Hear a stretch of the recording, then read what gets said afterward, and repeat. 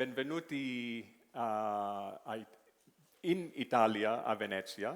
My Italian is very rusty, but we'll get there before the end of this forum.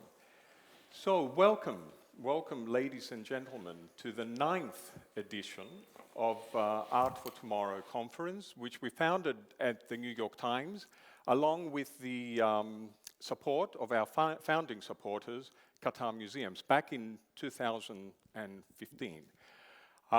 So it's fantastic to see you here. There's a few familiar faces. I spoke to a few of you out there, so welcome back. But there's also a few unfamiliar faces, which pleases me a lot, because we want to expand this family, and some people keep coming back, but we want you all to come back and become part of this community that we've created at Art for Tomorrow. So when Arthur Sulzberger, the owner of the New York Times, sent me off to Doha to meet Sheikh Mayassa back in 2013, we very quickly concluded that we did want to do a conference on art, and along the theme of the Bilbao effect, that nexus of architecture and arts, which is so important in terms of the cultural ecosystem and cities. So we went ahead. We didn't do it in Bilbao, because back then Bilbao was 20 years old, so we thought Doha, the Doha effect, as Farah Nageri mentioned to us back in 2016, was the thing. And then we moved to other cities, and here we are in Venice now. So over the years, the theme of the conference, though, has evolved. We are now more concentrating on the social impact of art. And this really goes along with the mission of the Democracy and Culture Foundation.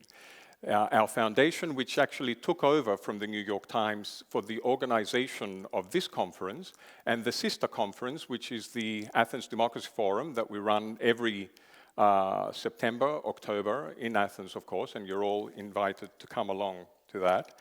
And the mission is very simply to empower society through citizen engagement and better governance. We strongly believe that you cannot have good governance without people being engaged. And we strongly believe that it is through culture and arts that we can galvanize the community. It is through culture that we can, and creativity, that we can effect social change in our world, which is really needed. So this year's theme is imperfect beauty, which is quite appropriate for this very stunning city of Venice. But, there's beauty in all the imperfections of Venice. But when we talk about imperfect beauty, that word imperfect brings to the fore other sentiments, other thoughts about decay, and how decay can really have an impact on our environment, an impact on our heritage, our artisans, and especially in this world that we live in, which is an imperfect world, I should say. Even more imperfect this year because of the atrocities taking place in Gaza, in Ukraine, and also in the wars in Africa that tend not to be talked about as much in the Western press as much as they should be. But all these calamities are very concerning, and as culture people, we should try and find a way out. So the underlying theme under imperfect beauty is this very question as to whether the arts and culture has a role to play in terms of healing and uniting people. And in fact, this afternoon is very much devoted on this concept of healing and uniting people. And that's what our next few panels will focus on. So we'll have a couple of panels, one of them led by Pamela Paul, the other one led by Scott Rayburn, a couple of provocations, an art, a poem by Dana Dajani, And then we will move next door to Palazzo Grassi, where we will see Ensemble, the exhibition by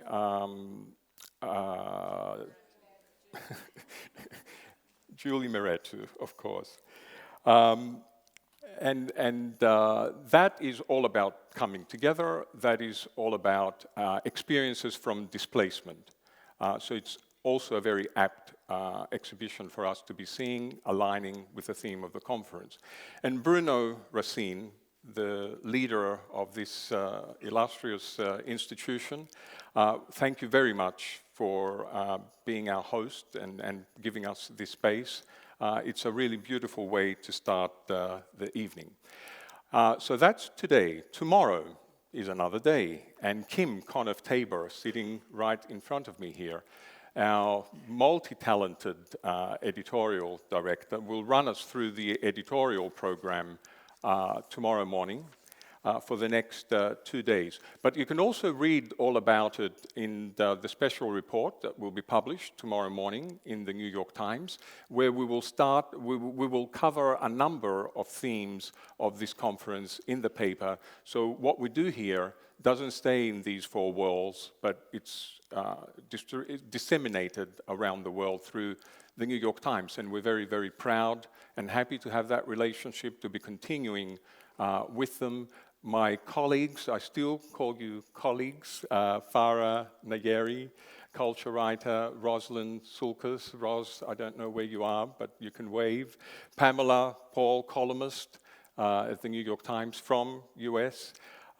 Scott Rayburn, New York Times, but also the Art newspaper.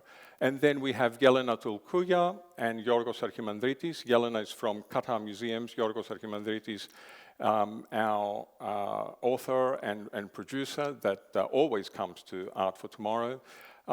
They will be moderating a fantastic lineup of speakers that Kim has put together and recruited.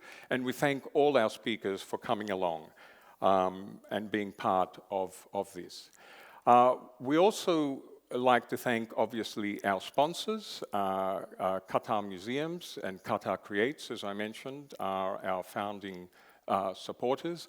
Our headline sponsor, Qatar Airways, they were in fact the ones that helped us set this up for the first 3 years back in 2015, and I'm really glad that they're coming back, joining forces with us. They have a special announcement to make tomorrow evening at Palazzo Franchetti, another cocktail dînatoire.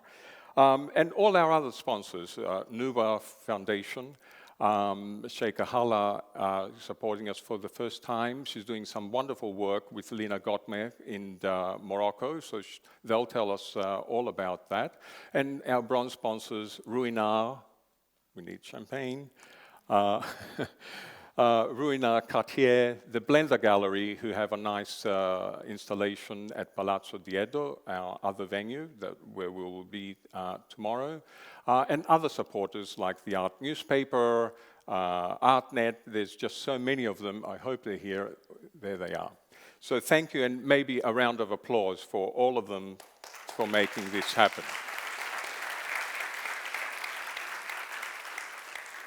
But apart from content, apart from the panels, we have a lot of experiences. We are in Venice, after all.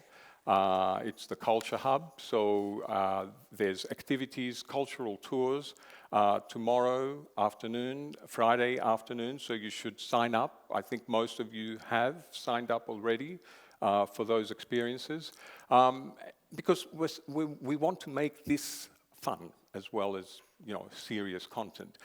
Yes, we do talk about healing and uniting, but we also need to have a little bit of fun as well, enjoy art, experience art, so interact with each other, interact with our social media platforms, especially Instagram, #ArtForTomorrow, and basically enjoy yourselves, and that's why we're here.